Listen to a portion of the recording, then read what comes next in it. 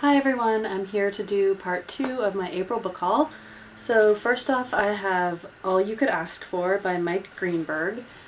And this is about 3 women who I think they don't know each other, but somehow their friendship is going to help them through something. One of them's been happily married for 15 years. One of them is a newlywed and finds evidence of infidelity on her husband's computer, and then one of them's been working for the man who broke her heart 15 years ago. So that sounds good. Then I have The Disneyland Quest by Matt Ainsworth, and this is about a 15-year-old Dizzy Walker and his sister and his mom, and the mom wants them to meet her new boyfriend. So the boyfriend decides that they will meet at Disneyland because that's Dizzy's favorite place to go. So they go to Disneyland and they learn about this once-in-a-lifetime race, a treasure hunt race called the Disneyland Quest, and they have to, there are clues hidden and there's a huge prize, so they're going to work together to kind of complete this quest. Then I have Searching for Beautiful by Nirae Dawn.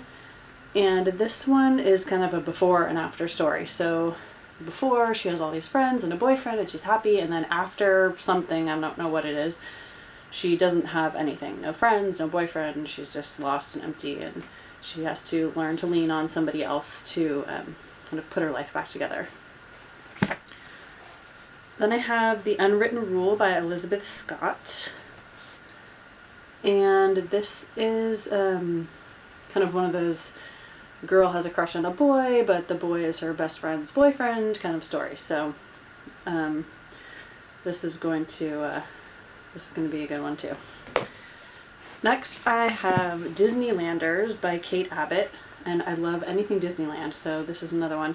This is about a girl who has to spend some time this summer with her parents, and they go to Disneyland and she just is dreading it. She can't stand being with her parents, and then she sees this guy and he seems to be alone, so she runs off with him and they kind of go on all these rides together, and she learns about him through all these rides, and then she kind of grows up over the course of these couple of days in Disneyland. So that sounds good. And I have The Art of Hearing Heartbeats by Jan-Philip Sundker, and this one is about, I believe, a girl whose father disappears right after she graduates from law school, and they don't know what happens to him, and then she finds these letters, or a letter that's written, her mother finds a love letter that he wrote to this woman who lives in Burma. So the daughter decides she's going to go find out, so she goes to Burma to find this woman and see if she can find her father. And it's about her traveling through Burma and finding this secret life that her father had. Then I have Market Street by Anita Hughes, and this takes place in San Francisco. It's about a girl who's the heiress to Fenton's, which is a very famous ice cream empire. So she finds out that her husband's having an affair with a student, and so she leaves and goes to stay with her best friend who lives in Pacific Heights, Presidio Heights, and she is her mom wants her to kind of help her run this food emporium that Fenton's is opening, and so she has to decide what she's going to do next with her life. And then I have Entangled by Kat Clark, and this is about a girl, a 17-year-old, who wakes up in a room and she doesn't know how she got there, and so she just starts writing things down on the page, and she has to kind of figure out why she's where she is and how she got there and what's happened before. Then I have a kind of children's middle grade book called Starry River of the Sky by Grace Lynn, and this is a book that my daughter and I read for her book club, and we read the first one. There's Where the Mountain Meets the Moon, and which was fabulous, and this is not the same story, but it's the same idea, and it has gorgeous illustrations in it, and then in some of the chapters there's a story within a story. So here's one that's within a chapter And it's just the most amazing. Where the Mountain Meets the Moon was fabulous, and we did not finish this book, but and we got it from the library, so I bought a copy so that we could read it, because just Grace Lynn's stories are just so captivating. So I can't wait to get back into that one. Then I have Nil by Lynn Matson, and this is about a girl who just appears on an island, and she has a year to figure out how to get off, and that's it. Or I think she dies or gets killed, or you get 365 days to escape, or you die. So that's going to be a nail biter. Then I have The Unseemly Education of Anne Merchant by Joanna Wiebe. And this is about a girl who moves, her mother dies, and she moves from California to Maine. And she starts at this elite boarding school, and is thrown into this like really crazy competition. And of course nobody wants her to win, so she's, fighting with these other people, tricking each other. So that's going to be an exciting one.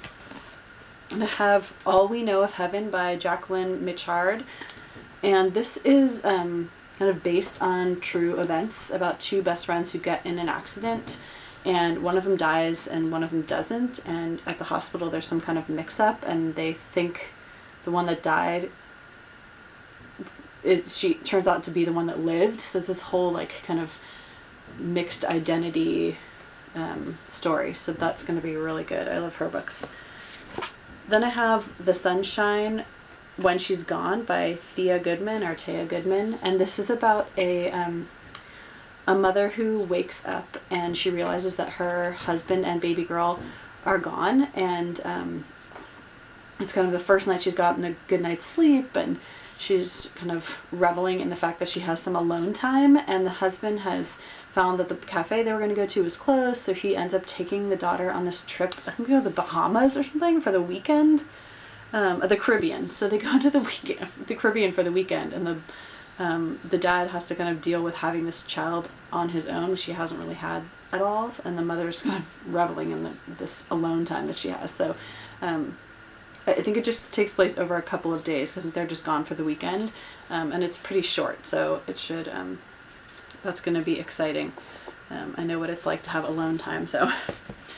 Then I have The 12 Tribes of Hattie by Ayanna Mathis, and this is about a woman who moves to Philadelphia trying to make a better life for herself, and she ends up marrying this guy who's not going to give her a better life, and she has a bunch of kids, and it's kind of told through the stories. I think she ends up having like 12 kids or something, and so I think each tribe is like a new story about one of her different children. It's an Oprah Award book. It sounds really good, and I can't wait to get to that. Then I have The Haven by Carol Lynch Williams, and this is about a group of children who are kept in this hospital, and there are like certain rules. They're told what to eat and what to exercise, and they're told that they're trying to control this disease that they all apparently have, but they're starting to question whether that's actually the truth or not, and why they're being kept there. So this is going to be a quick read. It's really short too. So then I have An Unexpected Grace by Kristen von Kreisler, and this is about a woman who survives a shooting rampage at her work, and she's injured but luckily not killed. A bunch of people at her work are killed, and she goes to kind of recuperate at a friend's house, and the friend also has this golden retriever that has been like abandoned and abused, and so she kind of works through her trauma with the dog and helps the dog work through its trauma at the same time, and with the help of a guy. So I mean, just the eyes on that dog. I mean, how could you not pick up this book? Then I have The Debs by Susan McBride, and this is about Southern debutantes and these ultra privileged girls who are all waiting to be kind of invited to be a debutante. Some of them want to be, some of them don't. Some of them are going to put their invitation in jeopardy, but that sounds really cute and quick. And I have Lara's Gift by Anne-Marie O'Brien. This is about a girl who whose father has a kennel breeding Borzoi dogs in Russia, and she's supposed to take over the family business, and then her mother happens to have a little boy. And then the father's kind of disregards Lara, and now the son is going to take over this kennel, and Lara is trying to prove herself because she has a gift with the dogs, and she really wants to be the one to be in charge of the family business when her father can't anymore. So it sounds really cute. Then a couple more. The After Party by Lisa Jewell. This is just about a couple that's been together forever. They've, finally get married, they have kids, they have a house, and they start to drift apart. And they have to figure out if they can put themselves back together before it's too late. So, then we have Remedies by Kate Ledger. And this is about a man who's a doctor, and he is a doctor of, he eases people's pain. He's like a, pain medicine doctor, I don't know. And then his wife is in public relations, and they have a 13-year-old daughter. And the father discovers a drug that can really help with pain management. And so he's working so hard that he doesn't notice that his wife is probably having an affair, and his daughter's in trouble, and he's so busy focusing on himself that he's not noticing what's going on around him. So I'm hoping that he will realize before it's too late. And finally, I have Under the Wide and Starry Sky by Nancy Horan. And this is about a woman who leaves her cheating husband and moves to Belgium with her children and their nanny, and something tragic happens, and she ends up taking up residence in this house, and she meets Robert Louis Stevenson, and he is attracted to her, and she wants nothing to do with him, and eventually he wins her over, and so it's kind of about their relationship.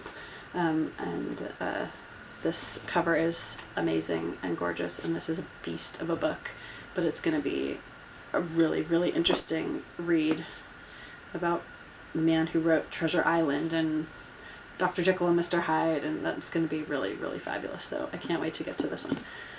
So that's everything for my April book haul, and I will be back soon with part 1 of my May book haul. Thanks for watching. See you later. Bye.